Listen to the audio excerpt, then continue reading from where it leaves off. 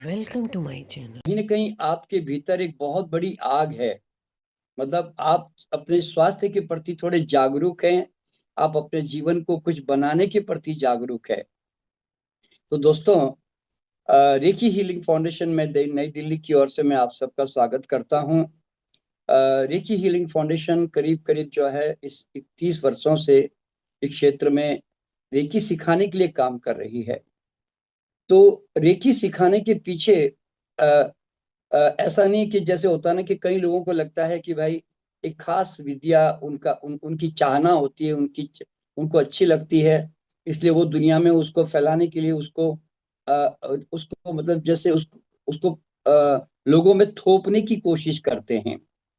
तो मेरा यहाँ पे थोपना नहीं है दोस्तों। मैं आप लोगों को बताना चाहूंगा कि मैंने 20 साल हॉस्पिटल नेचुरोपैथी का चलाया और मैं कैंसर के मरीजों पे काम करता रहा। तो मैंने ये देखा कि लोग जो हैं बीमार पड़ पड़ के दोबारा वापस आते रहते हैं। जब तक उनके भीतर एक गहरी आग नहीं लगेगी तब तक वो लोग स्वस्थ नहीं होंगे। तो मेरे दिमाग में था कि क्या मैं हॉस्पिटल में बैठ के वेट करूं लोगों का, या मैं लोगों को जगाना शुरू करूं। तो मेरे भीतर एक बहुत बड़ी प्रबल इच्छा थी कि लोग कैसे आत्मनिर्भर बने और घर में बैठे बैठे लोग अपने आप को स्वस्थ रखें। क्योंकि जो घर में अपने आप को स्वस्थ रख सकता है ना, वो दुनिया में कहीं भी स्वस्थ रख सकता है। आश्रमों में जाकर या किसी नेचुरोपैथिक सेंटर में जाकर महीना भर रहकर आप थोड़ी देर के लिए शमशान घाट के वैराग की तरह आप थोड़ा ठीक तो हो जाते हैं थोड़ी देर के लिए, लेकिन वापस आप फिर वही दुनियादारी में उलझ जाते हैं। तो आ, तो उसके बाद तो जैसे कहते हैं ना कि प्रकृति में जब आप एक अच्छी भावना के साथ काम करते हैं तो परमात्मा भी आपकी सुनता है। तो उसी समय मेरे जीवन में रेकी का जो है उद्गमन हुआ। दोस्तों, रेकी जो है ये यूं समझ लें कि ये आपकी अपनी आंतरिक क्षमता है जिसकी मैं थोड़ी देर में चर्चा करूंगा। और लेकिन रेकी हीलिंग फाउंडेशन का सिर्फ ये इतना ही मकसद नहीं है कि सिर्फ लोगों को जो है एक शक्ति दे दी जाए या एक पावर दे दी जाए। पावर किसके हाथ में जा रही है, तलवार किसके हाथ में जा रही है, उसके हिसाब से वो जो चीज जो है काम करती है। ठीक है ना, मतलब पॉजिटिवली या नेगेटिवली। तो अ, रेकी हीलिंग फाउंडेशन एक मिशन के अंतर्गत काम कर रही है कि सबसे पहला मिशन तो यह है कि सदियों से हम बहुत सारे अंधविश्वास, पाखंड, भय, अज्ञानता, मिथ के अंदर, सुपरस्टिशंस में उलझे हुए हैं। और वो आज 21st सेंचुरी आने के बावजूद भी हम उससे मुक्त नहीं हो पा रहे हैं।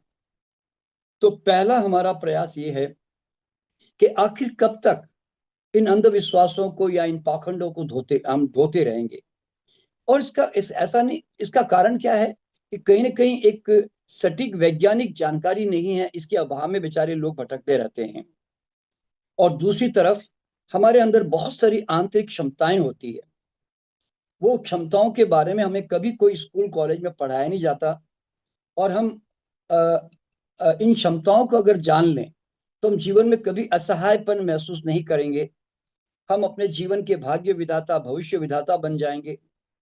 और सबसे बड़ी बात है, हम भगवान से कभी मांगेंगे भी नहीं। क्योंकि भगवान से जब लोग कहते हैं कि हे ईश्वर कृपा कर दे, तो ईश्वर ऊपर से कहता है कि भैया मैंने तो कृपा कर करा के भेज दी है, अब कृपा करनी तो तू अपने आप पे कर। तो इसीलिए आज आप लोग वास्तव में अपने आप पे कृपा कर रहे हैं। और आरसीएम इसमें आपके लिए बहुत बड़ा एक प्लेटफॉर्म आपको दे रहा है, ये बहुत बड़ा वास्तव में सौभाग्य है। और तो इन क्षमताओं को जानने के बाद आपको लगेगा कि मैं स्वयं ईश्वर तुल्य हूँ, मैं असाधारण हूँ, मैं सर्वशक्ति संपन्न हूँ, मैं जो चाहे समस्याओं को सुलझा सकता हूँ, मैं इस संसार में रचनाकार हूँ ईश्वर की तरह। तो ये क्षमताएं आपको पहचान में आएगी जैसे जैसे आप धीरे धीरे जुड़ते जाएंगे हमारे साथ। और तीसरी चीज जो है दोस्तों वो है कि इस संसार में कुछ ब्रह्मांड के नियम काम करते हैं। जैसे फिजिक्स केमिस्ट्री के नियम बड़े निश्चित हैं, अचूक है, अटल है, वैसे हमारे भी जीवन के निर्माण में भाग्य, भविष्य, जो भी हमारा पुनर्जन्म जो भी होता है, वो सब एक बड़े नियम के अंतर्गत घट रहा होता है। पर हमें वो नहीं मालूम, तब फिर हमारे भीतर कई तरह की अज्ञानता और डर जो है हमारे साथ जुड़ जाते हैं। तो तो इसलिए ब्रह्मांड के नियम क्या है, मैं आज थोड़ी सी चर्चा करूंगा, क्योंकि विषय थोड़े से लंबे चौड़े हैं। तो कोशिश करूंगा कि आपको किस हद तक मैं इससे 2-4 दिन में आपको दे सकूं। और चौथी चीज जो है दोस्तों, वो ये है कि हर मानव अपना परम स्वास्थ्य, परम समृद्धि, परम आनंद को प्राप्त करें, क्योंकि हर आदमी की खोज यही है बस। कि तो परम स्वास्थ्य के कोई डेफिनेट लॉ तो होंगे, परम समृद्धि के भी कोई डेफिनेट लॉ तो होंगे, कोई परम आनंद के भी कोई डेफिनेट लॉ तो होंगे। तो वो क्या नियम है, आज हम उस नियमों के बारे में भी थोड़ा सा जो है जानने का प्रयास करेंगे। और तीसरी तरफ और उसके बाद में जो पांचवें नंबर पर, हर व्यक्ति, इस देखिए इस संसार में परमात्मा ने हर व्यक्ति का अपना भोजन रचा हुआ है। जब तक मानव अपने भोजन पे नहीं आएगा ना, तब तक वो जो है कभी स्वस्थ या सुखी नहीं हो पाएगा।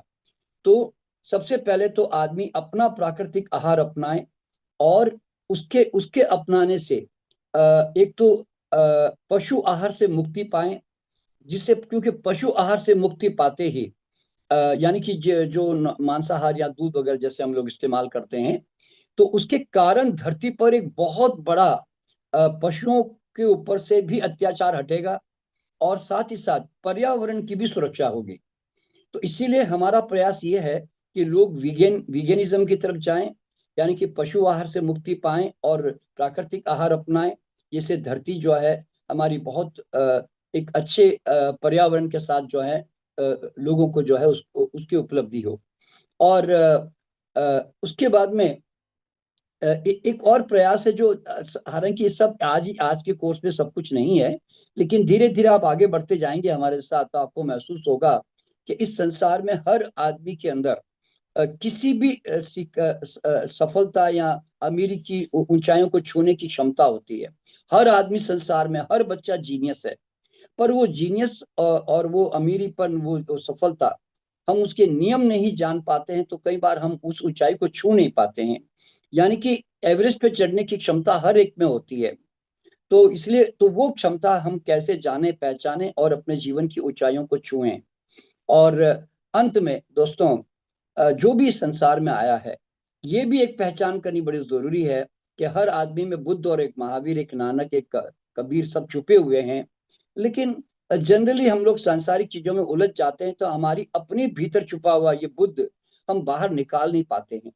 और वैसे भी दुनिया में आप आए हैं दोस्तों, तो आज नहीं तो कल आपको जागना तो पड़ेगा, क्योंकि नहीं जागोगे तो सवाल क्या होता है कि अंधा बनकर कब तक जियोगे, इस तरह से। तो इसीलिए हमारे इस कोर्स का एक और उद्देश्य, अंतिम उद्देश्य यही है कि हर आदमी आत्म जागरण की तरफ जाए, बुद्धत्व की तरफ जाए, महावीर बने, और अपने मैं कौन हूं इसकी सेल्फ रियलाइजेशन करें। मैंने एक शेर लिखा है कि यूं तो जन्म हजार लिए, एक और जन्म लिया तो क्या, जिस दिन जागा तभी जन्मा मैं, अंधा बनकर जिया तो क्या। तो दोस्तों, ठीक है, हम कई जन्मों से थोड़े से अंधा बनकर रह तो रहे हैं, पर अब आपकी आंखें खुलने का समय भी आ गया, क्योंकि आप आरसीएम में जुड़े हुए हैं। तो आपकी थोड़ी तो आंखें खुल ही चुकी है वैसे भी, और आपके साथ ध्यान करवाने वाले हमारे धनराज जी थे अभी। तो इसका मतलब है कि आनापान सती के साथ जुड़ रहे हैं, श्वास के साथ जुड़ रहे हैं। श्वास के साथ जुड़ने का मतलब है परमात्मा के साथ जुड़ना, क्योंकि श्वास वर्तमान है हमारी। तो आप ऑलरेडी उस पथ पे आ चुके हैं, लेकिन जैसे कहते हैं, थोड़ा और धक्का दे देता हूँ आपको इस दुनिया में और गहराई से प्रवेश करने के लिए। अच्छा, अब यहाँ पे मैं बताना चाहूंगा कि हमारे ऋषि मुनियों ने बहुत पहले उद्घोषणा की थी कि असतो माँ सद्गमया, कि हम असत्य से सत्य की ओर चलें, तमसो माँ ज्योतिर्गमया, हम अंधकार से प्रकाश की ओर चलें, और हम मृत्यु से अमृत की ओर चलें। तो मेरे इस कोर्स में, इस क्लास में, आपको ये बार बार महसूस होगा कि मैं आपको इन वास्तव में तीनों जो उद्घोषणाएं हैं, मैं आपको उनके साथ ही जोड़ने का प्रयास कर रहा हूं, यूं समझ लें। ठीक है ना। तो अब यहाँ पे हमें समझना क्या है कि इस संसार में परमात्मा ने हमें जो पैदा किया है, तो हम पूरे जीवन भर केवल तीन क्षमताओं के बारे में हम जान पाते हैं। तीन क्षमताएं, एक तो है फिजिकल क्षमता, एक है मानसिक क्षमता, और एक ज्यादा से ज्यादा आध्यात्मिक क्षमता। इससे ज्यादा मानव मरते दम तक है ना अपनी किसी भी क्षमता को पहचान, मतलब अन्य जो क्षमताएं हैं जो इससे भी सुपर पावर है, जो सुपर ह्यूमन पावर्स हैं, हम वो कभी जान ही नहीं पाते हैं।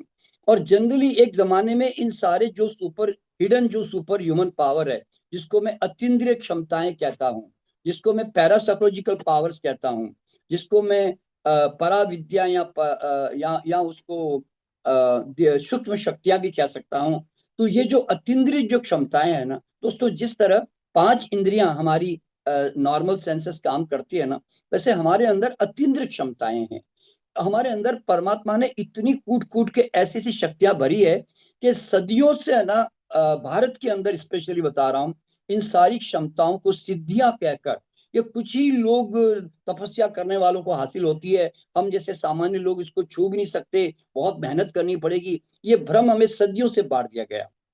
तो दोस्तों यहाँ पे मैं कहना चाहूंगा कि हर आदमी के अंदर जिस तरह पांच इंद्रियां उसको दी गई है, वैसे अत्यंत क्षमताएं भी नेचुरल दी गई है। इसके लिए न सिद्धियां प्राप्त करनी है, न देवता प्रसन्न करने हैं, न कोई हिमालय जाना है, और न कोई कोई बहुत बड़ी कठिन घोर तपस्याएं जंगल में जाना है कहीं पर, यूँ समझ लें। न किसी गुरु के पीछे भागना है। हाँ, इसमें कोई शक नहीं है कि एक बार तो माता पिता की तरफ गुरु का सहारा लेना पड़ता है, लेकिन बाद में फिर खुद के पंख पहचान के आकाश में उड़ना भी पड़ता है। तो चलिए, तो क्या है वो हमारी क्षमताएं जिससे हम अनजान है। वो सबसे पहली क्षमता है हमारी रेकी। दोस्तों, हर आदमी के अंदर परमात्मा ने अ, हाथों से प्राण ऊर्जा प्रवाहित करने की इतनी अद्भुत क्षमता भरी है कि जो 24/7 आपके हाथों में हर वक्त जो है प्रवाहित होती रहती, पर प्रवाह होने को तैयार है मतलब। लेकिन चूंकि हमें पता नहीं है, तो हम इस ऊर्जा को सक्रिय भी नहीं कर पाते और हम इसका उपयोग भी नहीं कर पाते हैं। तो आज मैं ये प्रथम जो सबसे पहली क्षमता है, मैं आज इसके ऊपर आज जो है मैं आपको इसके बारे में जानकारी दूंगा। हम 3-4 दिन हम साथ में जुड़े हुए हैं, तो जब तक आपको अच्छी से मतलब जितना ज्यादा मैं दे सकूं तब तक आपको साथ में जोड़ के रखूंगा। तो हम रेकी के बारे में काम करेंगे। और दूसरी जो क्षमता है दोस्तों वो ये कि रेकी, रे का मतलब है यूनिवर्सल, की का मतलब एनर्जी, यानी कि एक ब्रह्मांडीय उपचारात्मक ऊर्जा। ठीक है ना, जो जीवनी शक्ति प्रबल करती है हमारी। और यही क्षमता दोस्तों हर आदमी के अंदर टेलीपैथी, टेलीपैथी का मतलब है हर आदमी इसी रेकी को ऊर्जा, रेकी उपचार की ऊर्जा को ब्रह्मांड में कहीं भी 1 सेकंड में ट्रांसफर कर सकता है। यानी कि आप दूर बैठे बैठे आप किसी भी व्यक्ति का उपचार कर सकते हैं, उतना ही प्रभावशाली ढंग से जितना आप वर्तमान में किसी का उपचार कर पा रहे हैं। तो आप समझ सकते हैं कि कितनी अद्भुत क्षमता परमात्मा ने दी है। आपको पहली बार अनुभव में आएगा जीवन में कि everywhere we are and everything is here, यानी कि ब्रह्मांड में हमारी जो सूक्ष्म जो तरंगे होती है विचारों की, भावनाओं की, उपचार की, वो 1 सेकंड में कहीं पर भी ट्रैवल करके बियॉन्ड टाइम एंड स्पेस वो कहीं किसी को व्यक्ति को जाकर जबरदस्त उसको उसको उपचार का प्रभाव देती है, उसके मन में परिवर्तन लाती है। और अगर कोई गलत परिस्थितियां निर्मित हो रही होती है, तो उसमें एक सकारात्मक ऊर्जा क्रिएट करके उसमें बदलाव भी लेकर आ सकते हैं। यानी कि आपकी चेतना किसी भी सूक्ष्म जगत में जाकर कहीं पर भी 1 सेकंड में वहां पर उन ऊर्जाओं में बदलाव ला सकता है। तो ये टेलीपैथिक क्वालिटी सिर्फ ह्यूमन बीइंग में है ऐसा भी नहीं है, जानवरों में भी होती है, पेड़ पौधों में भी होती है। मतलब वाइब्रेट, क्योंकि everything is frequency, everything is vibration. इसीलिए हम अपने भावनाओं से उन टेलीपैथिकली हम कहीं पर भी कुछ भी भेज सकते हैं। तो ये भी क्षमता का धीरे धीरे आप जैसे से मेरे साथ जुड़ते जाओगे, जैसे आपका इंटरेस्ट होगा, तो मैं ये सब विद्याएं आपको सिखाऊंगा। और इसके बाद में तीसरा जो है दोस्तों वो है हमारे अंदर इंट्यूटिव पावर, अंतर प्रेरणा की जो क्षमता है ना दोस्तों, वो कभी भी हम रैंडमली यूज करते हैं, अचानक यूज करते हैं। पूरा ब्रह्मांड जो है ना, यूनिवर्सल विजडम, यानी कि आज तक जितने ऋषि मुनि हुए, जितने ज्ञानी अज्ञानी हुए, जिन्होंने जो भी विचार भाव पैदा किए, वो सारा का सारा ब्रह्मांड में मौजूद है। जैसे आज एआई हर चीज का आपको जवाब देने के लिए तैयार रहता है ना, तो आप जैसे ही आप कोई चीज के बारे में सोचते हो और आपकी चेतना एक certain relax state of mind में जब ब्रह्मांड के साथ जुड़ती है, तो आपके किसी भी क्षेत्र में अगर आप काम कर रहे हो, आप वैज्ञानिक हो, आप संगीतकार हो, आप चित्रकार हो, आप लेखक हो, कवि हो, तो आप जानते हैं कि हमें नई क्रिएटिविटी, नए इनोवेशन, नए आइडियाज की जरूरत होती है। तो वो सारे के सारे ब्रह्मांड में मौजूद है। पर आपको वो कल पहली बात तो आपको पता होना चाहिए कि मेरे घर में लाइब्रेरी भी है, यानी कि यूनिवर्सल लाइब्रेरी है, जहां से मैं जो जो भी मुझे नॉलेज की जरूरत है मैं वहां से खींच सकता हूँ, मैं ले सकता हूँ। और इंट्यूटिव पावर हर आदमी के अंदर, हर एक जानवर की तरह, मतलब जानवरों में भी होती है, जिससे होने वाली घटनाओं का पूर्वाभास होना, अपने आसपास की तरंगों को पकड़ लेना। तो ऐसे बहुत सारी इंट्यूशन, बड़ा लंबा चौड़ा विज्ञान है। उसके अंदर आपने कभी देखा होगा कि लोग नारियल हाथ में लेकर पानी खोज लेते हैं, कॉपर रॉड लेकर पानी खोज लेते हैं, कि उनकी बॉडी अपने आप में एनर्जी का इतना बड़ा सोर्स है। यानी कि हम अपने आप में, एक रेडियो है, एक टीवी है, जो कई तरह की फ्रीक्वेंसी पकड़ने को तैयार है, यूं समझ लें। तो इसका भी लाभ हम धीरे धीरे, हम अगर जानेंगे तो उठा पाएंगे। और इसी तरह दोस्तों, हर आदमी में एक थर्ड आई होती है। थर्ड आई शंकर भगवान की नहीं होती, ध्यान रखना। शंकर तो संपूर्ण ब्रह्मांड को शिव कहते हैं हम, लेकिन वो सिंबॉलिक है, जरूर है पिक्चर, लेकिन वास्तव में ये ह्यूमन बीइंग की होती है। हर आदमी बचपन से पीनियल ग्लैंड जो कहते हैं वो लेकर पैदा होता है, जिसको सिक्स सेंस कहते हैं। अगर आपने कभी देखा होगा टीवी के ऊपर, हमारे भी बहुत सारे प्रोग्राम आए हुए हैं कि जिसमें बच्चे आंख पे पट्टी बांध लेते हैं, और उसके बाद में वो किताबें पढ़ लेना, आपके शरीर में घुसकर बीमारियां पहचान लेना, आपकी जेब में पैसे कितने रखे पहचान लेना, आपके विचार को पढ़ लेना, ऐसे बहुत सारे काम। अब तो ये सारे हमने 20,000 बच्चों को हम लोगों ने ट्रेन करके, जो कि 7 7 साल से 15 साल के बीच के थे, हमने ये सब प्रयोग करके हमने ऑलरेडी, मतलब देख लिया हमने। और अब तो शुक्र करो कि कुछ संत महात्मा जागे हैं जो पहले जागे नहीं थे। तो जैसे रामदेव जी के यहाँ पतंजलि में भी इसका इंट्रोड्यूस किया गया, तो वहां पर भी इसका प्रयोग चल रहा है, वहां पे बच्चों को स्पेशली सिखाया जा रहा है। रविशंकर जी जो है आर्ट ऑफ लिविंग, उनके यहाँ पर भी अब जो इंट्यूटिव क्लासेस चलती हैं। तो मतलब अब ये बच्चों के इस प्रकार के विकास का जो है अब काम जो है शुरू हो चुका है।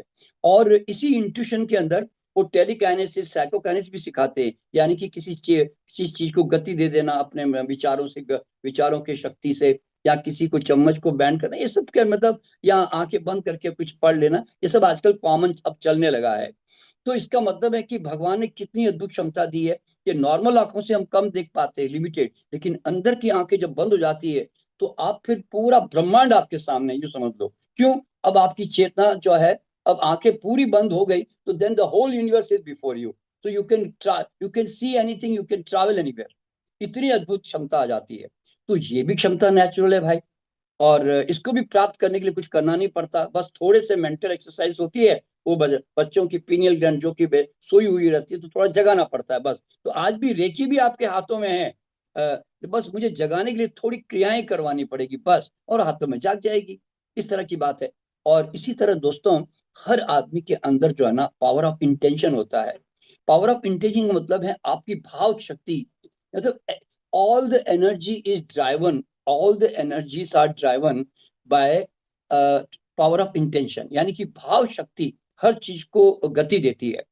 तो आजकल आपने देखा कंप्यूटर, मोबाइल सब आपके आवाज से और आपके थॉट से चल पड़ते हैं। और आने वाला समय जो मैंने देखा 100 साल के बाद पूर्व जन्म में ले जाकर, उसमें मैंने देखा कि लोग जो है विचारों से ही सब कुछ चल रहा है, सब कुछ। तो हमारे थॉट में इतनी शक्ति होती है। तो अ, अ, हम एक, हमारा जो एडवांस एक रेकी लेवल कोर्स होता है, उसके अंदर हम एक प्रयोग बताते हैं कि आपका थॉट इंटेंशन कितना स्ट्रांगली फ्लो करता है और ट्रैवल कर सकता है। तो देखिए, हम एक आदमी को अमेरिका में खड़ा करते हैं और एक आदमी को मुंबई में खड़ा करते हैं। अमेरिका में जो आदमी खड़ा है उसको हम कहते हैं, भैया तू ढीला खड़ा हो ना, और अपने आप को इतना ढीला रखना कि अगर कोई पुश आवे तो तू गिर जाना, मतलब रोकना मत, कंट्रोल मत करना अपने आप को। और मुंबई में खड़े हुए व्यक्ति को कहते हैं कि तू उसके ऊपर एक विचार फेंक, प्रोजेक्ट कर कि तू गिर जा। आप हैरान हो जाएंगे, वो जैसे वो विचार करता है ना कि तू गिर जा, वो उसका जो विचार जाकर उसके ऑरा को, उसके आभा मंडल को इतना जबरदस्त पुश करता है कि सचमुच वो आदमी वहां पे गिर रहा होता है। तो आप जरा सोचे कि एक सेकंड में आपका थॉट कितना दूर ट्रैवल कर जाता है। और वैसे भी आप जानते हैं, ये तो क्वांटम फिजिक्स का नियम है कि thought travel faster than the light speed. ये नियम है उसका, क्वांटम फिजिक्स का। तो इसीलिए तो आपके विचारों में इतनी बड़ी क्षमता है कि एक सेकंड में कहीं भी जाता है। एक आदमी कॉपर रॉड लेके खड़ा होता है दूर कहीं किसी शहर में, हम दूसरे शहर से कहते हैं इसको खोलो, तो वो धीरे धीरे कॉपर रॉड खोलने लग जाती है। यानी कि सचमुच हमारे भावनाओं से हम किसी भी लिविंग नॉन लिविंग को हम प्रभावित कर सकते हैं। ये क्षमता आपके अंदर है। और इसके बाद दोस्तों हमारे अंदर एक क्षमता है। देखिए क्षमता तो बहुत सारी है, मैं तो कहता हूँ ना 50 हाथ है आपके। जैसे दुर्गा विष्णु के हाथ होते हैं ना, वैसे आपके भी हाथ है, पर हमें पता ही नहीं है। हम इतने असहाय होकर दुनिया में जी रहे हैं, बाबाओं के पीछे भाग रहे हैं, ज्योतिष के पीछे भाग रहे हैं, मतलब तांत्रिकों के पीछे भाग रहे हैं, परेशान होकर जो है गंडे ताबीज बांधे जा रहे हैं, अंगूठियां पहने जा रहे हैं तरह तरह की। दोस्तों इतना कमजोर ईश्वर ने नहीं बनाया, ध्यान रखना आपको। तो आपके अंदर एक और क्षमता है ना। देखिए मैं तो जितनी क्षमता है बोलता चला जाऊं कोई अंत नहीं है, पर मैं थोड़ी बहुत बता देना चाहता हूं। The power of subconscious mind. दोस्तों आपका अचेतन मन इतना कमाल का जादूगर है आपका, कि आपके पूरे जीवन का संचालन गवर्नर यही माइंड करता है। आज अगर आप सफल हैं तो इसके कारण, असफल है तो इसके कारण, अमीर है तो इसके कारण, गरीब है तो इसके कारण, आप बड़े बड़े मतलब आप दुनिया में असंभव काम कर जाते हैं तो इसके कारण, नहीं कर पाते तो इसके कारण। यानी कि आपका ये बिलीफ सिस्टम, आपकी आदतें, आपकी पर्सनालिटी, सब कुछ सबकॉन्शियस के हाथ में है। तो दोस्तों ये जो सबकॉन्शियस है ना, ये आपका अपना कंप्यूटर है। यानी कि ये आपका यंत्र है जो भगवान ने आपको दिया है। पर मजेदार बात यह है, या समझो कि दुखद बात यह है, कि ये आपको संचालन कर रहा है, आप इसके गुलाम बने हुए हो। आज आपका विचार भी आपके कंट्रोल में नहीं है। आप जरा सोचो, आपकी आदतें आपके कंट्रोल में नहीं है। तो अगर सबकॉन्शियस माइंड के गेम को अगर हम समझ जाएं कि हाउ डज इट वर्क्स, ये कैसे काम करता है, तो फिर इसकी चाबी हमारे हाथ में आ जाती है। फिर हमारी मर्जी से हमारा विचार चलेगा, हमारी मर्जी से हमारी आदतें बनेगी, और हमारी मर्जी से हम इसकी प्रोग्रामिंग कर सकेंगे, हमारे सारे बिलीफ को चेंज कर सकते हैं। तो दोस्तों ये साइंस जब मैंने भी समझा, तो उस चीज का मैंने भी उपयोग किया। और आज मैं यूं कह सकता हूं कि मेरे विचार मेरी मर्जी के बिना मेरे अंदर नहीं आ सकते। क्यों? क्योंकि मैं उसकी चाबी समझ गया, उसकी पकड़ मेरे हाथ में आ गई। तो वही पकड़ मैं तुम्हें भी देना चाहता हूँ। और ये कोई मुश्किल काम नहीं है, बस थोड़ा सा इंटरेस्ट लेने की बात है बस। और इसके बाद दोस्तों हर आदमी के अंदर जो है एस्ट्रल ट्रैवलिंग की ताकत होती है। यानी कि every person in a relax state of mind ही can travel astrally, time travel कर सकता है, पास्ट प्रेजेंट फ्यूचर में कहीं भी जा सकता है। यानी कि टाइम स्पेस के बियॉन्ड, तो अपने कई पूर्व जन्म देख सकता है, भविष्य को देख सकता है, और किसी के भी जीवन में भी जा सकता है, कई आत्माओं से मुलाकात भी कर सकता है, उनसे बातचीत भी कर सकता है, क्योंकि वो सूक्ष्म स्तर पर सब मौजूद है। तो आपकी चेतना एक रिलैक्स स्टेट ऑफ माइंड में कहीं पर भी ट्रैवल कर सकती है। मैं तो पूर्व जन्म पे करीब करीब मैं 30 साल से काम कर रहा हूँ, और अभी तक 46,000 लोगों को लेके जा चुका हूँ। और ये सब अनुभव मैंने हजारों लोगों को करवा भी दिया है मैंने इसके अंदर। तो कहने का मतलब है कि ये क्षमता है आपकी, इसलिए मैं ये करवाने का प्रयास भी करता हूँ, ताकि लोगों को अनुभव में आवे। और इसके बाद में हमारे अंदर है पावर ऑफ ऑरा। आज सॉरी, अब हमारे 2-4 दिन हम साथ में जुड़े हुए हैं।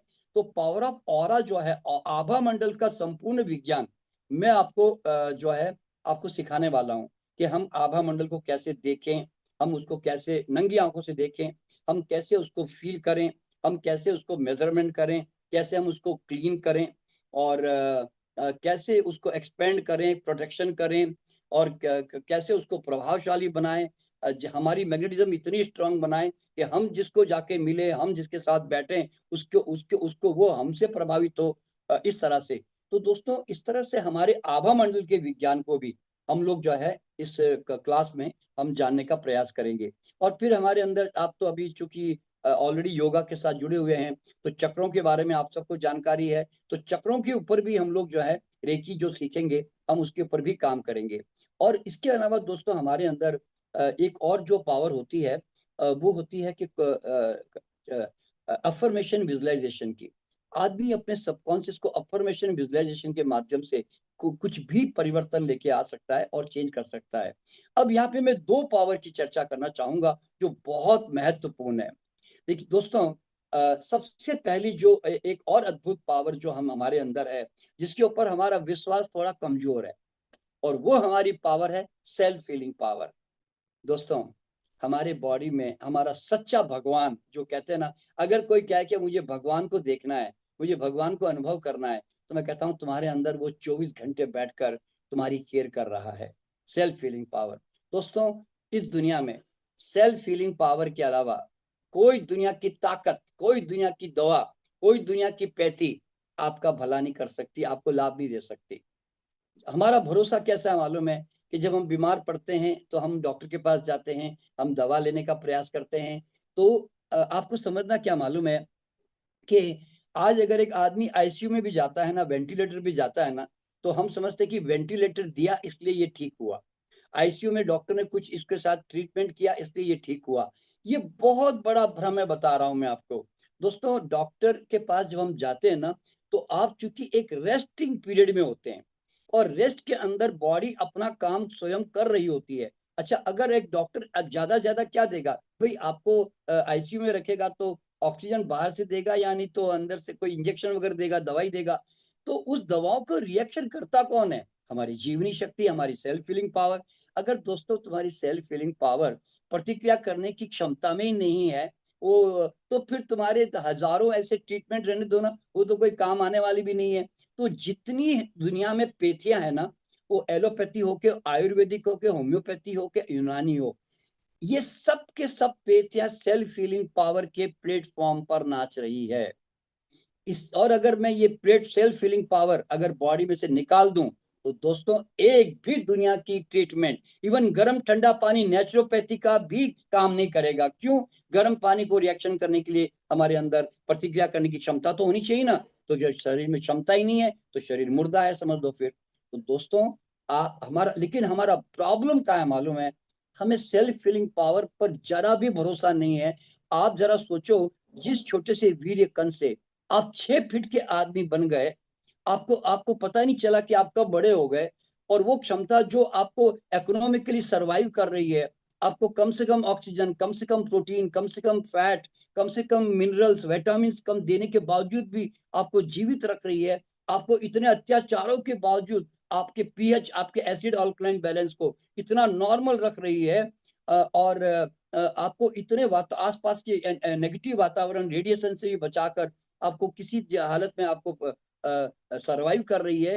और आप न भी चाहो कि न चाहो, आपके बाल बनेंगे, स्किन नहीं बनेगी, आपके अंदर बैक्टीरिया फिर से वापस डेवलप होंगे ही। तो दोस्तों, इतना शरीर के अंदर जो हमारा सेल्फ हीलिंग पावर काम कर रहा है, हमें उसके ऊपर भरोसा नहीं है। हम बीमार पड़ते तो हमारा भरोसा किस पे? डॉक्टर के पास जाओ जी, दवाई लो जी। और मैं तो यूं कहता हूं कि जिस दिन हेल्थ और इम्यूनिटी दवाओं से मिल गया ना, उस दिन ईश्वर की मृत्यु हो जाएगी। क्यों? फिर तो नियम का कोई मतलब नहीं है, गलतियां करो भैया, दवा खा लो बस सीधा। तो इसीलिए याद रखना कि मेडिसिन जब आप लेते हो ना, अपने शरीर को कोई भी केमिकल देते हो, वो तुम्हारा शरीर का आहार नहीं होता। शरीर उसके विरोध में प्रतिक्रियाएं करता है। तो प्रतिक्रिया करने में आपके अपने ही फिक्सेड डिपॉजिट में से आप अपना पैसा खर्च कर रहे होते हो। याद रखना, जब भी हम कोई भी उपचार करते हैं, चाहे वो प्राकृतिक हो, चाहे वो केमिकल हो, याद रखना, प्रतिक्रिया करने में हम we are losing our energy, we are not earning our energy. और किसी बीमारी में ठीक होने का नियम क्या है? कि आप अपनी एनर्जी अर्न करो जी, जीवनी शक्ति कमाओ जी, अच्छे हवा से, अच्छी धूप से, अच्छे रेस्ट से, अपने माइंड से, खान पान से। लेकिन हम उल्टा करते हैं। हम समझते दवा खाओ जी, और दवा खाने से जब हम ठीक हो जाएंगे। ठीक है, दवा, ध्यान रखना, दवाएं गलत नहीं है, साइंस कोई गलत नहीं है, एलोपैथी भी गलत नहीं है, आयुर्वेद भी गलत नहीं है। ये मानव को राहत देने के लिए सुविधाएं पैदा की गई है, और इन साइंस का वैल्यू करना भी चाहिए। We must respect all this sciences. लेकिन प्रॉब्लम पैथी की नहीं है, प्रॉब्लम तुम्हारे दिमाग की है कि दवाएं जाकर मुझे स्वस्थ करती है या बाहर से इम्यूनिटी आती है। ये तुम्हारा भ्रम है। तो दोस्तों, इसीलिए दवाएं जरूरत पड़ने पर जरूर इस्तेमाल करो, लेकिन कम से कम सेल्फ हीलिंग पावर पे तो भरोसा करो। दोस्तों, अब मेरे स्टाफ में, मेरे परिवार में जब कोई बीमार पड़ता है ना, तो आप जानते हैं मैं क्या शब्द इस्तेमाल करता हूँ? Enjoy your sickness.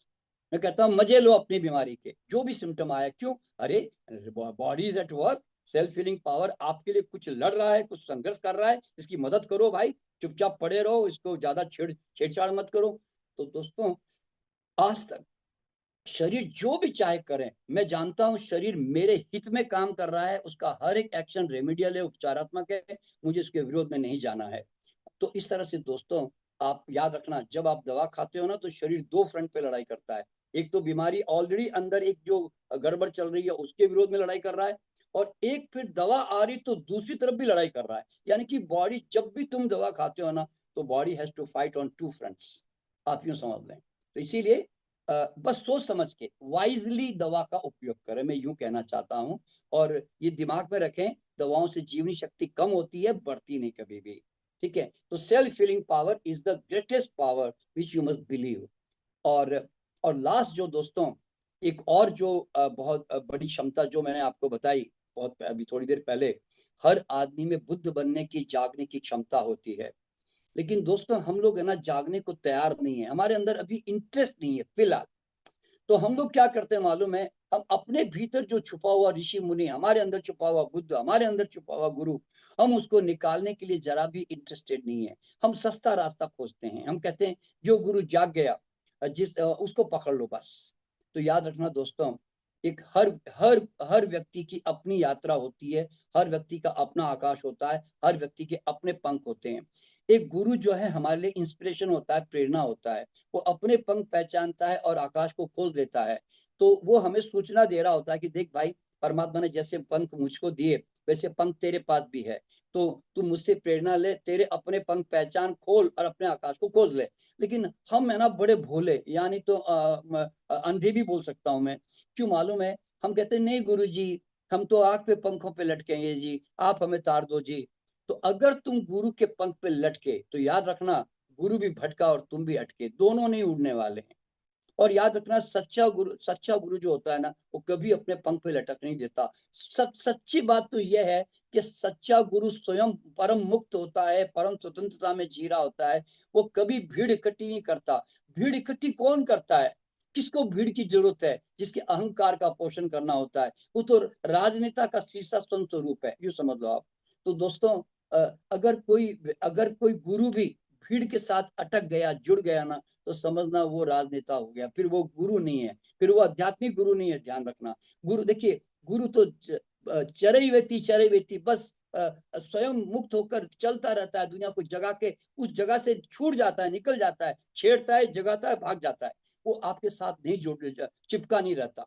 तो दोस्तों, ये समझना बहुत जरूरी है।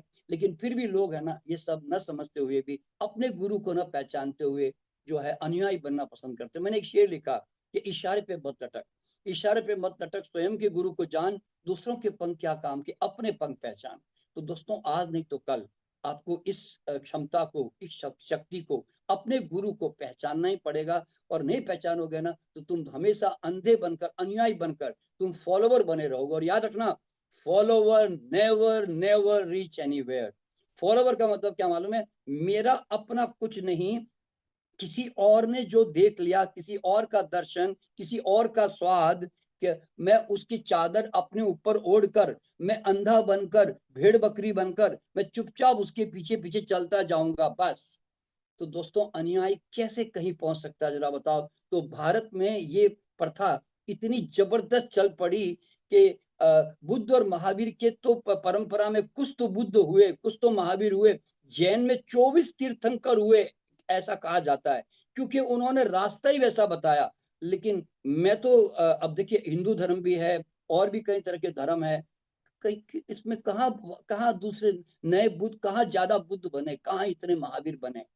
तो दोस्तों, मेरा कहने का मतलब क्या मालूम है, कि सच्चा गुरु हमेशा मुक्त करता है और तुम्हें अपना गुरु बनने की प्रेरणा देता है। गुरु तो एक चांद, इशारा है जो चांद की तरफ करके कहता है, देख बेटा वो रहा चांद, तुम तो अंगुली पकड़ लेते हो। गुरु तो एक माइलस्टोन है जो कहता है, जा बेटा ये रहा बम्बई का रास्ता, मैं जाकर आया हूँ इसलिए तुझे बता रहा हूँ। आप कहते हैं नहीं गुरु जी, आपने हमें आश्रम का, आपने हमें रास्ता बताया, हम तो आपका आश्रम बनाएंगे, आपका मंदिर बनाएंगे, हम आपकी सेवा करेंगे। अगर तुम माइलस्टोन पे बैठ गए ना, और तुमने माइलस्टोन के ऊपर ही चिपक गए, तो तुम्हारा मुंबई जाना नामुमकिन। तो दोस्तों, गुरु जो होता है ना, वो तुम्हें, सच्चा गुरु ऐसे नहीं करेगा, वो तो लात मारेगा और तुम्हें कहेगा भाग यहाँ से, और ये ले नक्शे। और नक्शे का मतलब क्या मालूम है? गुरु ग्रंथ, गीता, कुरान, बाइबल, जिसमें ये लिखा रहता है हाउ टू रीच बॉम्बे। लेकिन लोग बड़े भोले, लोग क्या कहते हैं मालूम है भाई साहब, मैं दिल्ली से बॉम्बे का नक्शा मैं रोज पढ़ता हूँ जी, सुबह उठ के ब्रह्म मुहूर्त में पढ़ता हूँ जी, और मैं नियम से पढ़ता हूँ जी। मैं 25 साल हो गए जी, 40 साल हो गए जी। उसको मैं भैया, और अपने बेटे को भी पढ़ाया जी मैंने, बच्चे को भी याद कर लिया, बेटा जरा अंकल को गीता सुनाना जरा, बॉम्बे का नक्शा, बॉम्बे से बेंगलोर का नक्शा जरा, दिल्ली से बॉम्बे का नक्शा सुनाना बेटा। तुम तो ऐसे बच्चों को तैयार करते हो जैसे नक्शा क्या पढ़ लिया, जैसे बहुत बड़ा कोई कमाल कर दिया हो। अरे भाई, नक्शे पढ़ने से कभी कोई बॉम्बे पहुंचा क्या? नक्शे हमारे मार्गदर्शक है, हमें जरूरी है हमें गाइड करने के लिए। पर कब तक नक्शे चाहिए? जब तक समझ में ना आवे। जब 2-4 बार आप उस रास्ते को समझ लेते हो और आप चल पड़ते हो, तो फिर क्या आप उसी नक्शे को यूज करोगे क्या? तो आप क्या कहो, अब जो व्यक्ति चल पड़ता है ना बम्बई दिल्ली से, तो दोस्तों उसकी अपनी स्वयं की गीता पैदा हो जाती है, उसकी स्वयं की बाइबल, स्वयं की कुरान, स्वयं की गुरु ग्रंथ पैदा हो जाता है दोस्तों। तो हर व्यक्ति को नियमानुसार स्वयं की गीता पैदा करनी चाहिए, और हम अपनी गीता पैदा करने से बचने का प्रयास कर रहे हैं। हम कहते हैं उधार से ज्ञान चला लो जी। अब कृष्ण की गीता या गुरु नानक जी का गुरु ग्रंथ तुम्हारा स्वाद नहीं है भाई, वो रसगुल्ला कृष्ण भगवान ने खाया, इसलिए गीता में उन्होंने व्याख्यान किया कि देखो भाई रसगुल्ला इतना मीठा होता है। अब जो लोग गीता का व्याख्यान करते हैं, इसका मतलब इतना ही है कि अपना रसगुल्ला खाने को मिला नहीं, इसलिए पराये रसगुल्ले की स्वाद की चर्चा कर रहे हैं। तो दोस्तों, उधार के ज्ञान को लेकर ठीक है, लोगों को जगाने के लिए अगर कर रहे हैं तो कोई गलत बात नहीं है, लेकिन उससे पहुंचते कहीं नहीं हम, बस सीधी सी बात यह है। तो इसीलिए कभी भी ध्यान रखना कि जो व्यक्ति चला ना, उसने कभी देखिए गुरु नानक ने कभी बुद्ध या महावीर या कृष्ण की बात नहीं की, कृष्ण ने कभी बुद्ध महावीर की बात नहीं की। जो व्यक्ति चलता है ना, वो उसकी अपनी ही गीता स्वाद पैदा हो जाता है। तो इसलिए तुम्हें आज नहीं तो कल चलना ही पड़ेगा, अपनी गीता पहचाननी पड़ेगी। इसलिए भगवान बुद्ध ने जो कहा ना, अप दीपो भव, स्वयं की दीपक बनो, तुम दूसरों के पीछे कब तक भागोगे? तो इसलिए देखिए मेरा भी कहना क्या है, लोग देखिए लोगों की आदत है कि थोड़ा सा कोई स्पिरिचुअल बात करे, थोड़ा सा कोई अच्छी बात करे, तो लोगों को लगता है ये गुरु भी थोड़ा सही लग रहा, पकड़ लो जी इसको। तो मेरा सूत्र क्या है मालूम है? जाग जाओ और भाग जाओ। मैं तुम्हें जगाने के लिए आया हूं, और गुरु का काम भी यही है कि अंधकार से अंधकार मिटा नहीं, रोशनी हुई नहीं कि बस चले जाओ। गुरु के साथ चिपके ना तो गुरु ही बाधा बन जाएगा, ध्यान रखना। तो इसलिए जाग जाओ और भाग जाओ।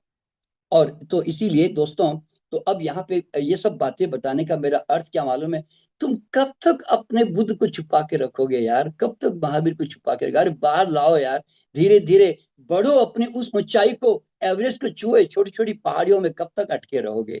तो दोस्तों, इस तरह से जो है, ये पूरा हमारा कोर्स का प्रयास ये है कि आप अपनी सारी इन क्षमताओं की रिकॉग्निशन करें।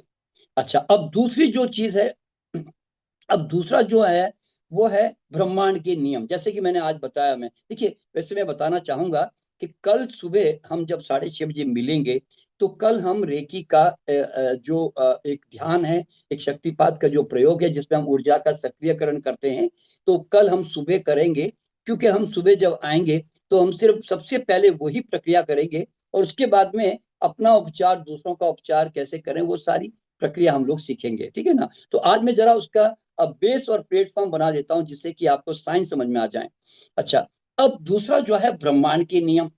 दोस्तों, इस संसार में दो नियम काम करते हैं, एक इनविजिबल, एक विजिबल। अदृश्य नियम तो आप जानते हैं कि नहीं सॉरी, विजिबल तो आप जानते हैं कि ग्रेविटेशनल फोर्स काम कर रहा है, आग में हाथ डालो जलता है, ठंडा पानी ठंडा लगता है ना, ऐसे। वो तो सब वो तो जैसे कहते हैं ऑब्वियस है।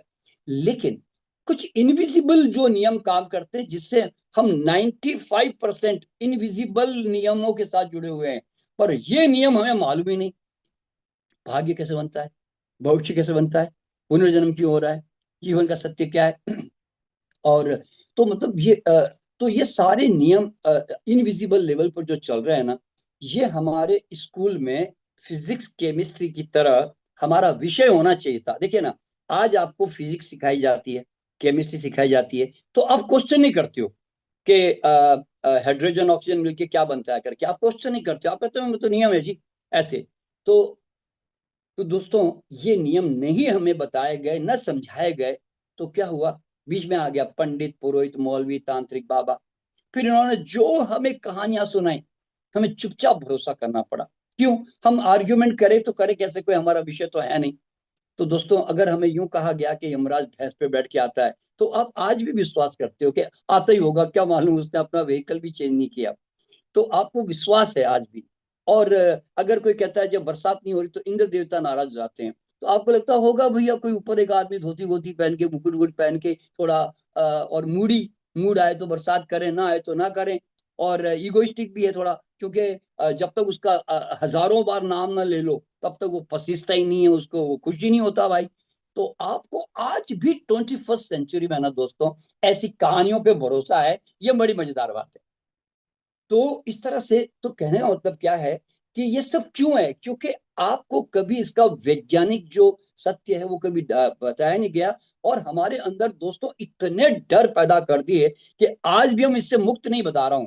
आपके अंदर भगवान का डर, स्वर्ग नरक का डर, तांत्रिकों काले जादू का डर, पाप पुण्य का डर। और तो मतलब ये सब तो डर क्या है? अज्ञानता का बाई प्रोडक्ट है ना डर।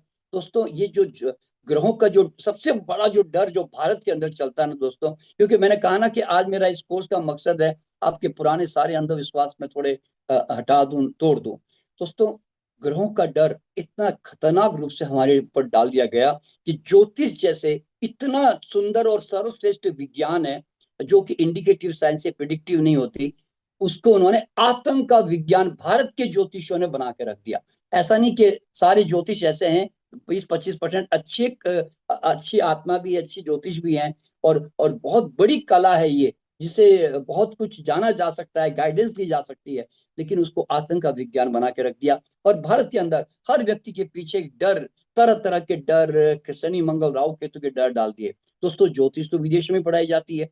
वहां विदेश में कहीं पर भी आप किसी भी वहां एस्ट्रोलॉजर से मिलो, वो यूरोप में, अमेरिका में जाओगे ना, जर्मनी में, they just talk about your, आपका स्वभाव और आपके अंदर क्या कमजोरियां स्ट्रेंथ है, उसका यूज करो, वो तकनीक वो बताते हैं। पर यहाँ तो ऐसे बताते हैं कि जैसे सारे मंगल राहु केतु जो है ना, ये ग्रह आपके पीछे पड़े हुए हैं और आपका परेशान कर रहे हैं आपको। दोस्तों, आपको सबसे पहली बात क्या समझनी मालूम है? ये जितने ब्रह्मांड में ग्रह घूम रहे हैं ना, इनको तुम्हारे अंदर रत्ती भर भी इंटरेस्ट नहीं है। और ये कोई तुम्हारे लिए नहीं घूम रहे, ध्यान रखना। ये, और तुम अकेले धरती पर, तुम अकेले नहीं हो, ये भी ध्यान में रख लेना। हजार लाखों योनियां हैं, ये सबके लिए घूम रहे हैं। और ये घूम रहे तो क्या पैदा कर रहे हैं? तरंग ही तो पैदा कर रहे हैं ना। और तरंगे अगर धरती पर आ रही है तो क्या उससे हो रहा है? मौसम में बदलाव आ रहा है धरती पर। तो मौसम में बदलाव आता है, और वो भी बहुत ग्रेजुअली, बड़ा कैजुअली आता है ना, ऐसे एकदम सडनली तो नहीं आता। तो दोस्तों, आपको समझना क्या है कि ultimately who is going to react? आपका शरीर अगर प्रतिक्रिया, अगर कोई आसपास तरंगे पैदा हो रही है तो शरीर का भी अपने आप प्रतिक्रिया करता है, विरोध करता है। अगर आप कमजोर होते हो तो फिर एक मोबाइल का रेडिएशन भी आपको नुकसान कर जाएगा भाई। एक एक आदमी जोर से आवाज करेगा तो तुम परेशान हो जाओगे। अरे भाई, जब तुम्हारी एनर्जी नॉर्मल रहती है, बैलेंस में रहती है, ठीक ठाक रहती है, तो then you can bounce back all the negativity of this universe. फिर चाहे कितनी भी तरंगे आसपास होना, अरे योगी लोग -30 -40 हिमालय के अंदर नंगे बदन, अरे तुम्हारे सामने सबसे उदाहरण तो रामदेव जी का ही है, बालकृष्ण जी का है हमारे। आपने देखा होगा कि रामदेव जी वही वही सर्दी में भी वही एक वो ऊपर पहनते, नीचे पहनते।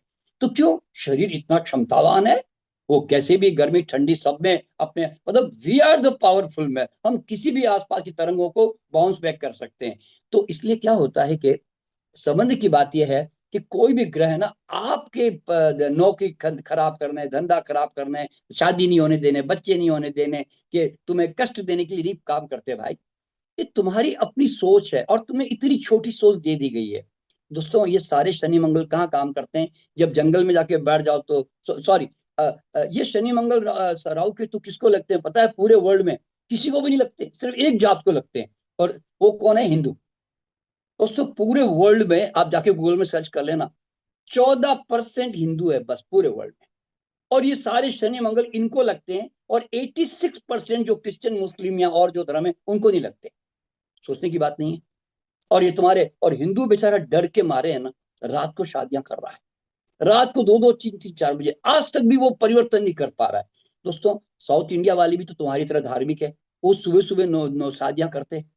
और क्रिश्चियन भी सुबह सुबह शादियां करते हैं, मुसलमान भी सुबह शादियां करते हैं। मैं ये नहीं कहता, कंपेरिजन नहीं कर रहा हूँ, पर मैं कहता हूँ ये डर क्यों? अरे सारे देखिए, ये डर सरदारों में नानक ने निकाल दिया, तो सारे सरदार संडे को शादी करते, मुहूर्त भी नहीं देखते, बता रहा हूं मैं आपको। और वो अग्नि के फेरे भी नहीं खाते, वो तो गुरु ग्रंथ के फेरे खाते हैं। तो दोस्तों, क्या इनकी शादियां टूट गई? तो मतलब किसका डर? कौन डरा रहा है तुम्हें इस संसार में? सब मैंने कहता ना, हमारे ही डर हमारे ही विश्वास, हमारे ही डर हमारे ही विश्वास बंधाते हैं आस या करते हैं निराश। तो दोस्तों, तुम अपने आप में, और ये सारे शनि मंगल राहु केतु जो है ना दोस्तों, जंगल में जाके बैठ जाओ तो लगने बंद। क्यों? माना तो कोई मकान चाहिए ना, कार चाहिए ना, पैसा चाहिए, वहां लग के करेगा भी क्या? लेकिन जैसे शहर में आते हैं और इच्छाएं सपने फिर धीरे धीरे, आपने देखा होगा, एक गांव का आदमी लिमिटेशन में रहता है, जैसे ही शहर में आता है उसकी महत्वाकांक्षा इच्छाएं बढ़ने लग जाती है, तो उसके शनि मंगल भी उतने ही बढ़ने लग जाते हैं। और जवानी में ये ज्यादा लगते हैं क्योंकि उसमें ज्यादा इच्छाएं सपने होती है, महत्वाकांक्षाएं होती है। और बुढ़ापे में कम लगते हैं क्योंकि अब तो बहुत कुछ भैया सब ठीक ठाक कर लिया हमने जीवन में। तो मतलब क्या होता है? और साधु बन गए तब तो फिर लगने बंद ही, बिल्कुल बंद। फिर तो शनि मंगल लगते ही नहीं हमारे ऊपर, साधु को तो लगते ही नहीं, क्यों? कुछ है ही नहीं खोने को पाने को।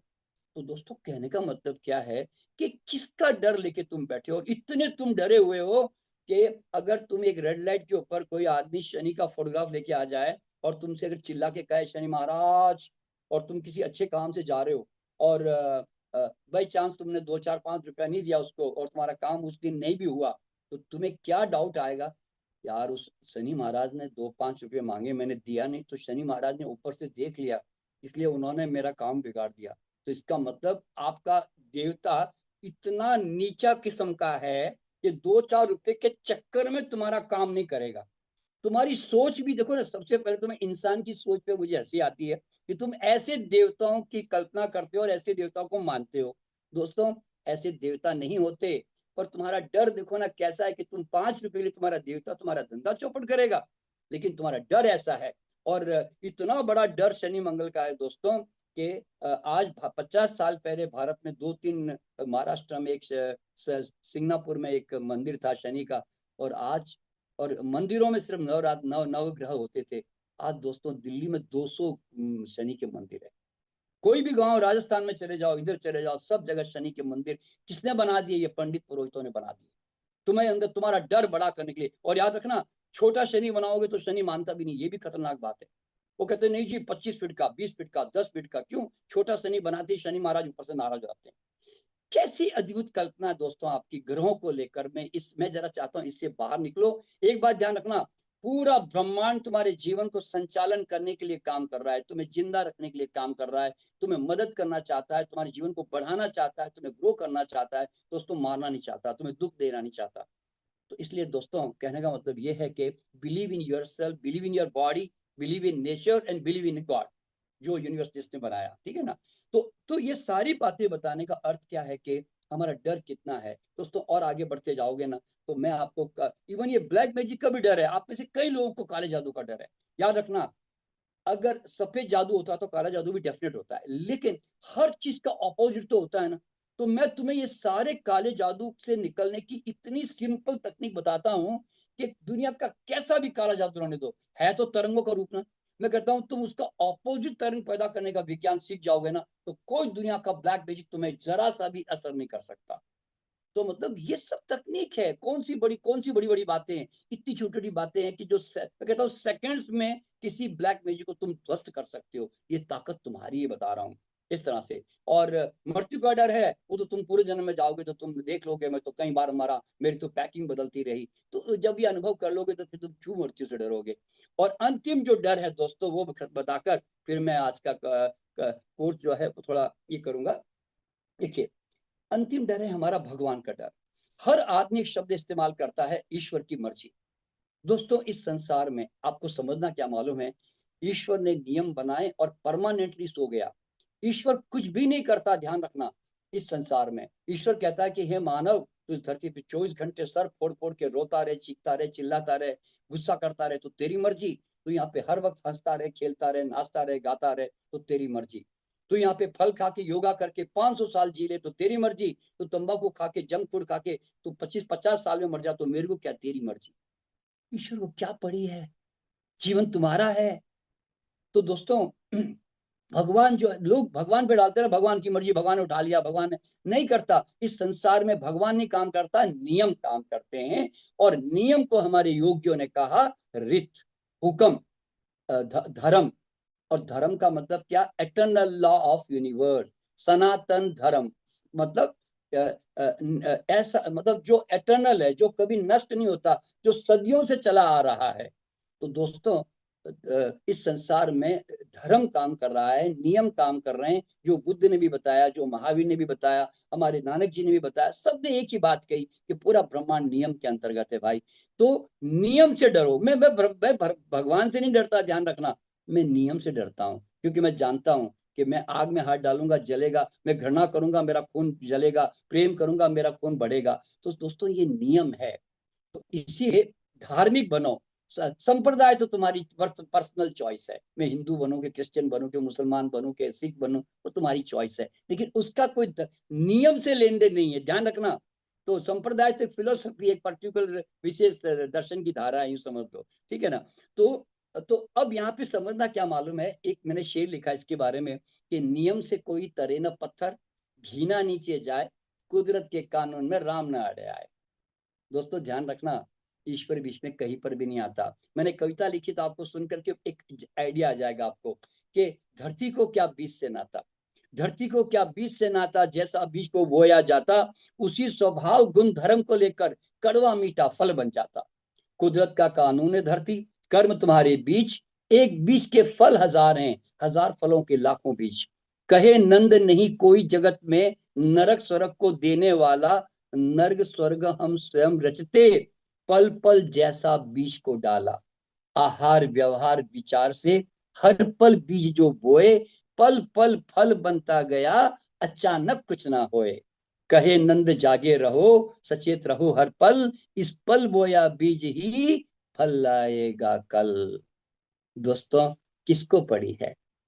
और तुम तो फिर लोगों के दिमाग में आएगा, अरे भैया फिर भगवान किसको बोले जी, कहाँ हाथ जोड़े जी, क्या करें? अरे भाई, हमने ऐश्वर्य को ईश्वर कहा, भगवत्ता को भगवान कहा, डिविनिटी को डिवाइन कहा, गॉडलीनेस को गॉड कहा, पर ईश्वर कोई व्यक्तित्व नहीं है, ध्यान रखना, कोई आदमी नहीं है कि जिसकी तारीफ की जाए, जिसकी प्रशंसा की जाए, जिसकी आरती उतारी जाए, जिसके खूब भजन गाया जाए, स्तुतियां गान करिया जाए। अरे नहीं भाई, वो तुम्हारी सोच है। वो तो देखिए, ऐसा नहीं कि गलत है। आदमी बेचारा मतलब बड़ा भोला है ना, इनोसेंट है, और उसके वो साइकोलॉजिकल नीड है, इसलिए वो एक आदमी का रूप दे देता है भगवान को। और फिर तुम्हारा अकेले का भगवान तो है नहीं, 84 लाख योनियां है। भैंस का भगवान कौन है भाई? चिड़िया का भगवान कौन है भाई? यानी तो शेर का भगवान कौन है भाई? उसका भगवान फिर वो अपने दृष्टि से देखता होगा ना। तुम तो ह्यूमन बींग हो, तो तुम भगवान का ह्यूमन बींग का पिक्चर बनाते हो। तो कहने का मतलब क्या है मालूम है कि ईश्वर कोई व्यक्तित्व नहीं है कि जो जिसके मतलब जिससे आपको डर के जीना पड़े। मैंने कविता लिखी कि सदियों से लोग न जाने क्यों परमात्मा को रिझा रहे हैं, खोकर अपना अमूल्य समय खुद को ठगा रहे हैं। अरे परमात्मा कोई व्यक्ति नहीं जिसे खुशामद का इंतजार है, परमात्मा तो प्रकृति का नियम है जिस पे चलना ही सच्चा उपचार है। तो दोस्तों ईश्वर जो है व्यक्तित्व नहीं है, बल्कि हमारे उपनिषद में, हमारे सांख्य में इसको बहुत क्लियरली बताया गया है, ईसा वास्यम इदम सर्वम, the whole universe is nothing but the expression of the God. ईश्वर एक अभिव्यक्ति है, एक स्वाद है, एक सुगंध है। वो होश का विषय है, वो खोज का विषय नहीं, ध्यान रखना। Never search God, he is only, वो ही है, सिर्फ सिर्फ सिर्फ सिर्फ। तो दोस्तों जिस दिन आप अपने ज्ञान के अहंकार, ज्ञान से अपने इस अहंकार के बर्फ को पिघला दोगे ना, तो तुम भी इस परमात्मा के सागर में मिल जाओगे। और फिर तुम्हें लगेगा कि मैं स्वयं ही ईश्वर हूँ, मैं स्वयं शिव हूँ। तभी तो ये उद्घोषणा की गई कि तत्त्वमसि शिवो हम ब्रह्म अहम ब्रह्मास्मि। ये सब क्यों कहा गया? क्योंकि आज नहीं तो कल तुम्हें अपने इस अहंकार को, इस बर्फ को तो गलाना ही पड़ेगा। तो इस तरह से दोस्तों, तो मेरे जीवन में है ना, सबसे बड़ी परम मुक्ति क्या मालूम है? मुझे भगवान का डर नहीं है, मुझे भगवान को मनाने की झंझट नहीं है। मुझे उसको मैं डर डर के उसको हाथ नहीं जोड़ रहा हूँ, मैं कोई परेशान नहीं हो रहा हूँ ना, मैं उसके ऊपर डालता हूँ। मुझे मालूम है कि मेरे घर में मैं फुलवारी बना के जीऊँ के कांटे की झाड़ियां बना के जीऊँ, कोई ईश्वर रोक तो नहीं रहा है मुझे। तो कहने का मतलब क्या मालूम है? Why you are fearing God? मैं कहता हूं ईश्वर को जियो, हर पल उसका आनंद लो। इसलिए जब मैं पानी पीता हूं तो उसकी ठंडक में उसके सिवा कौन है वो ठंडक? अरे एप्पल में मिठास कौन है वो? अरे तुम्हारी सांस में जो चल रहा है प्राण ऊर्जा में कौन है वो? तुम्हारी धड़कन कौन है वो? तो दोस्तों ईश्वर तो हर पल तुम्हारे अंदर स्पंदित हो रहा है ना, उसको मजे लो ना उसके। तो दोस्तों मैं तो ईश्वर के मजे ले रहा हूँ, इसलिए मुझे कोई ईश्वर को मनाने की झंझट नहीं है, मैं उससे मुक्त हूँ उस वर्ड से। तो दोस्तों आज का इस विषय का मेरा असली पर्पज ये था कि तुम लोग जो है किसी भी तरह इन सारे भ्रमों से बाहर निकलो। और अंत में थोड़ा सा मैं जरा रेकी के बारे में बताकर, क्योंकि कल मैं फिर सीधा शक्तिपात के अंदर आऊंगा। दोस्तों आज हम जो रेकी कल जो हम सीखेंगे ना, वो इतनी पावरफुल जीवनी शक्ति है कि जो एक बार आपके हाथों में सक्रिय हो गई, तो ये जो रेकी है ना, ये है तो जापानी शब्द, पर ये जापान से नहीं आया, ये भारत के हमारे वेदों से निकला हुआ स्पर्श चिकित्सा है। हमारे वेदों में साफ साफ लिखा हुआ है, अथर्ववेद में, अयम में हस्त जो भेषजयम, हे मानव तेरे हाथ औषधि युक्त है, तेरे हाथ स्पर्श करने योग्य है, हे मानव तो इन हाथों से तू लोगों को नव जीवन दे, नव प्राण दे।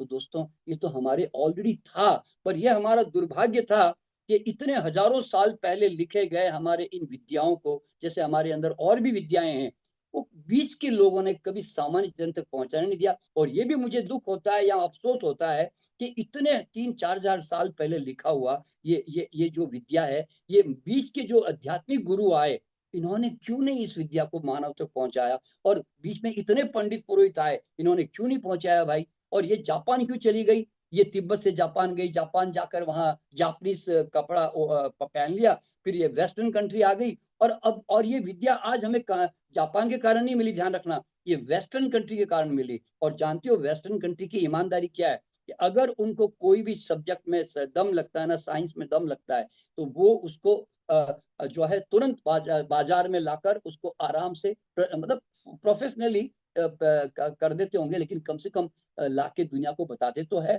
फिर वो दाढ़ी बढ़ाकर ना, कपड़े गेरुए पहनकर, है ना, वो ये मिस्ट्री बीच में पैदा नहीं करते कि ये तो भगवान की कोई सिद्धि है, कोई शक्ति है, मुझे मुझे वरदान है ना।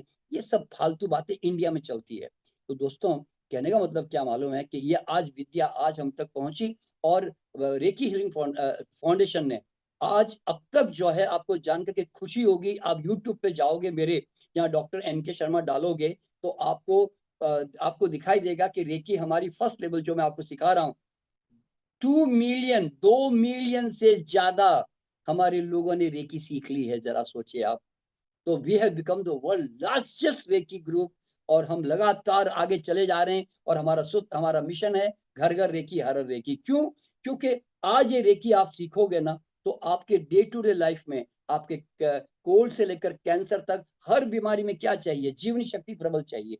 तो ये रेकी आप जब अपने आप को टच करके एनर्जाइज करोगे, तो आपकी जीवनी शक्ति का प्रबल होगा, तो आपका रिकवरी जल्दी होगी, रीजनरेशन फास्ट होगा, डिटॉक्सिफिकेशन फास्ट होगा। तो दोस्तों जीवनी शक्ति के बिना कोई भी रोग ठीक तो होता नहीं है। और तो आज वो रेकी 24/7 अवेलेबल एनर्जी है। और सबसे बड़ी बात क्या मालूम है? इमरजेंसी में आपको रेकी जैसी चीज कोई नहीं मिलेगी, इतनी जबरदस्त है। मान लो कि कोई आदमी को अचानक गिर गया, चोट लग गई, आपने तुरंत उसको 15-20 मिनट हीलिंग कर दी, आप देखोगे कि उसी समय दर्द में आराम बता रहा हूँ। दोस्तों हमने अभी जरा सोचो, कार के दरवाजे में हाथ आ जाए, तो आप उसको 8-10 दिन तो दर्द तो रहेगा ना, इतना इतना जबरदस्त वो उसमें इंजुरी होती है। लेकिन हमने 15 मिनट हीलिंग करके उसका दर्द पूरी तरह खत्म कर दिया। 15 मिनट में बता रहा हूँ। हाथ पे गरम गरम तेल गिर गया, हमने रेकी कर दी, करीब करीब आधा घंटा तक रेकी जाती रही। दोस्तों उसके बाद है ना, कहाँ जला वो एरिया पता भी करना मुश्किल हो गया, इतनी वंडरफुल हीलिंग होती है। घर में हार्ट अटैक आ जाए, अगर रेकी जानने वाले परिवार के लोग हैं, तो दोस्तों मर नहीं सकता। अब जानते हैं आदमी हार्ट अटैक में मरता क्यों है? क्योंकि बैटरी का बैकअप अगर अच्छा है, तब तो वो 10% भी बचा है मान लो, तब तो वो जाके वापस हॉस्पिटल में रेस्ट करके रिकवर करके आता है। देखिए जनरली हार्ट अटैक होता है ना, हम तुरंत हॉस्पिटल भागते हैं, और वहां जाकर हम क्या सोचते हैं? डॉक्टर ने इसको बचा लिया। नहीं, बचने की क्षमता उसके अंदर थी। अरे डॉक्टर अगर इंजेक्शन भी देगा, तो अंदर माल होगा तो रिएक्ट करेगा ना, नहीं होगा तो कैसे रिएक्ट करेगा? अगर वही जीवनी शक्ति अगर अंदर थी, तो रिकवर करने में ऑलरेडी लगी हुई थी। तो भाई हार्ट अटैक में क्या होता है, अगर मान लो एनर्जी नहीं है और व्यक्ति लेकिन एक बात ध्यान रखना, हार्ट अटैक में तुरंत आदमी नहीं मरता, कुछ घंटों के बाद मरता है। लेकिन अगर उसी समय रेकी चार्जर की तरह मिल गई और आपने रेकी कर दी, तो मैं बताता हूँ कि उसी वक्त जैसे मोबाइल बुझने जा रहा था, आपने चार्जर में डाल दिया। इतना जबरदस्त काम करती है। रोजमर्रा के जीवन में, घर में, ऑफिस में, बच्चा रात को चिल्ला रहा है, पेट में दर्द हो रहा है, आपने नींद में भी हाथ रखा ना तो भी उसको आराम मिल जाता है। दोस्तों, ऑफिस में तकलीफ होती है तो आपने तुरंत उसको 2 मिनट में आराम दे दिया। कितनी मतलब चलते फिरते हर वक्त अवेलेबल जो परमात्मा ने दी है ना, आज इस ऊर्जा को हम कल सीखेंगे और आपके हाथ बन जाएंगे उसके बाद जगन्नाथ, यानी कि your heal hands will become healing hands. तो दोस्तों, बस ये क्षमता हम कल सुबह जब मैं लौट के आऊंगा आपके साथ, दोबारा सुबह 6:30 बजे जुड़ूंगा, तो मैं इस विद्या को आपके अंदर सक्रिय करूंगा। तो अब मैं ओवर टू त्रिलोक जी। इसी तरह के अपडेट पाने के लिए subscribe my channel, bell icon को प्रेस करना ना भूलें। Thank you for watching my video and my channel, और कमेंट भी ज़रूर करें।